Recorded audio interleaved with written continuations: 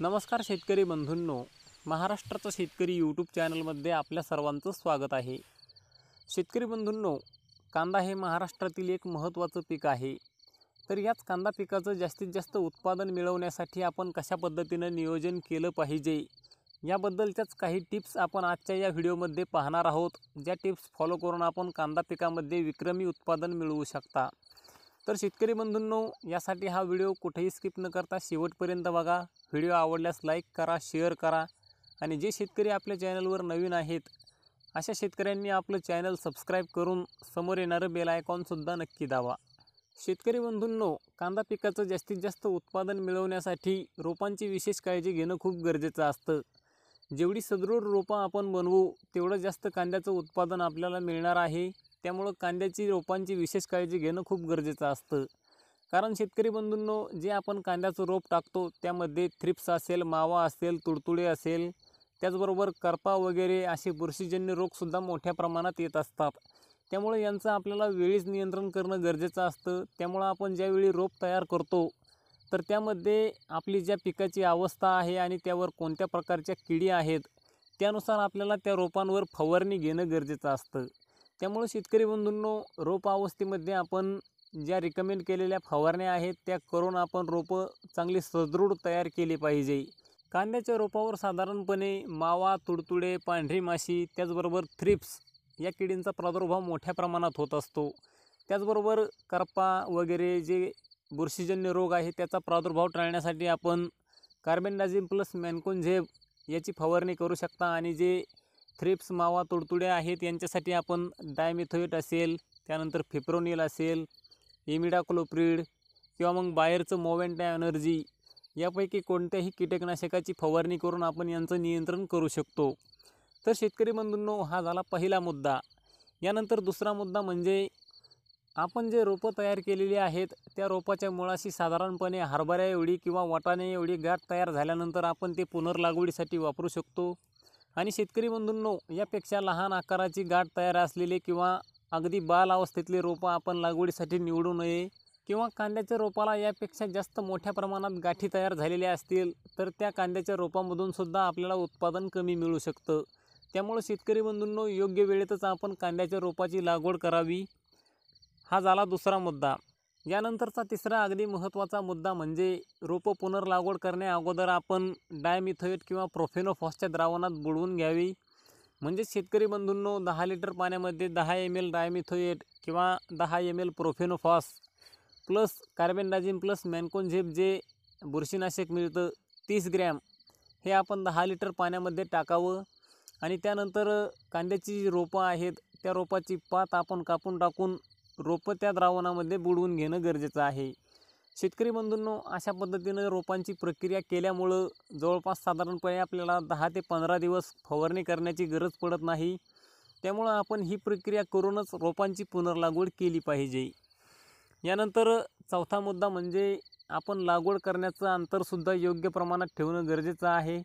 आपण जर सरीवरंबा पद्धतीनं लागवड करत असाल किंवा गादीवाफ्यावर लागवड करत असाल तर जे 2 कांदे आहेत म्हणजे 2 रोपं आहेत त्यामध्ये विशेष अंतर ठेवणं गरजेचं आहे। तर आपण कोणत्या जातीची लागवड करणार आहोत, ते कांदे किती पोसतात याच्या आकारमानानुसार आपण लागवड केली पाहिजे। त्याचबरोबर आपल्या जमिनीचा प्रकार असेल, आपला लागवडीचा हंगाम असेल, त्या पद्धतीनं आपण योग्य अंतरावर कांद्याच्या रोपाची लागवड करावी।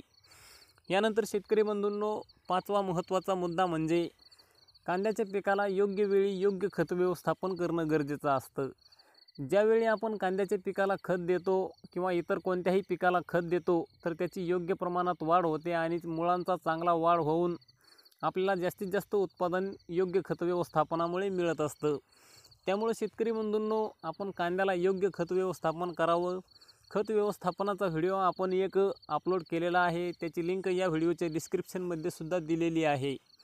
तर डिस्क्रिप्शनमधील लिंकवर टच करून आपण तो व्हिडिओ बघू शकता। यानंतर शेतकरी बंधूंनो, सहावा महत्त्वाचा मुद्दा म्हणजे कांद्याचा पीक असेल किंवा इतर कोणतंही पीक असेल तर त्याची वाढ होण्यासाठी आपण फवारणीमधून सुद्धा टॉनिकचा वापर करू शकतो। तर शेतकरी बंधूंनो, अशाच पद्धतीनं आपल्याला कांद्याच्या पिकामध्ये सुद्धा प्लांट ग्रोथ प्रोमोटर म्हणजेच झाडाच्या वाढीसाठी आवश्यक असलेले जे घटक आहेत त्यांची फवारणी करू शकतो।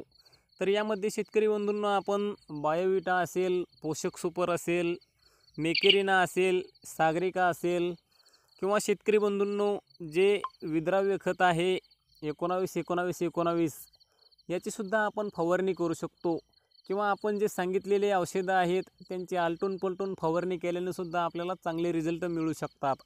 आणि शेतकरी बंधूंनो हे सर्व प्लांट ग्रोथ प्रमोटर आहेत आणि यांच्या वापरामुळं कांद्याचं पीक असेल किंवा इतर कोणतंही पीक असेल यांची चांगली वाढ होते।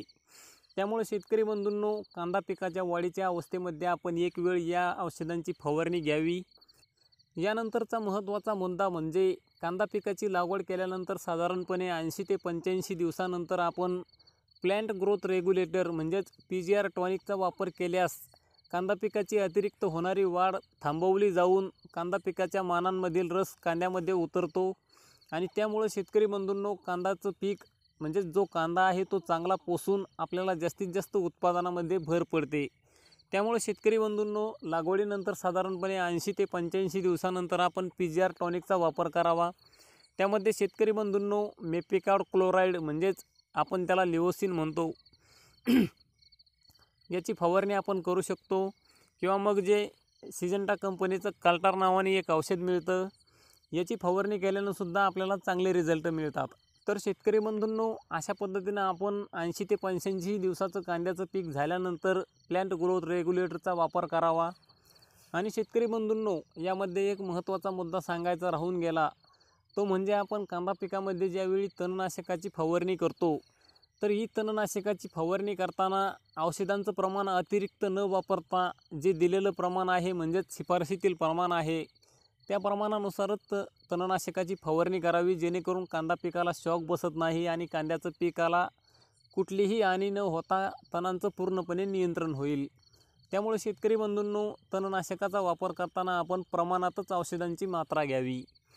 अशा पद्धतीने आपण जर कांदा पिकाचं व्यवस्थापन केलं तर शेतकरी बंधूंनो नक्कीच आपण कांद्याच्या पिकामधून एक भरघोस उत्पादन मिळवू शकतो आणि जास्तीत जास्त नफासुद्धा आपण कांद्याच्या पिकामधून मिळवू शकतो।